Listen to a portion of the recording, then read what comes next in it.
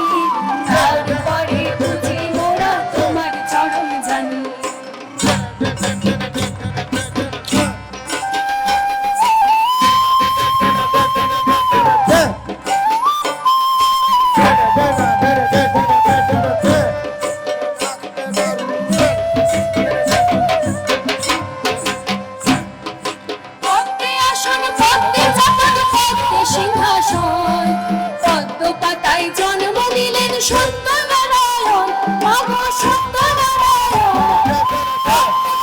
পদ্মে চাতক পদ্মে সিংহাসন, পদ্ম পাতায় জন্ম নিলেন সত্যনারায়ণ, মাগো সত্যনারায়ণ। রথ কেন নরেন্দ্র দেবীর আসন কেন চলে, হইয়া দিচ্ছেন মা শীতলা এই আসরের পরে।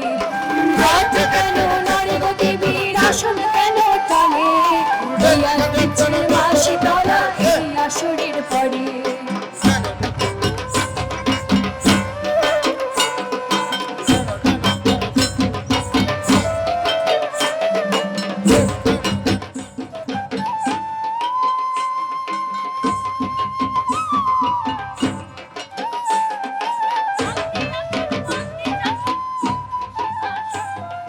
পদ্ম পাতায় জন্ম নিলেন সত্যনারায়ণ, মাগো সত্যনারায়ণ। পদ্মে আসন পদ্মে চাতক পদ্মে সিংহাসন, পদ্ম পাতায় জন্ম নিলেন সত্যনারায়ণ, মাগো সত্যনারায়ণ।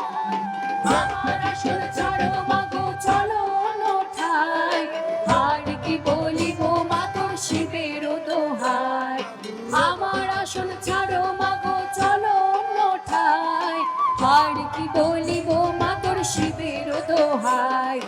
আর কি বলিব মা তোর শিবের দোহাই, আর কি বলিব মা তোর শিবের দোহাই।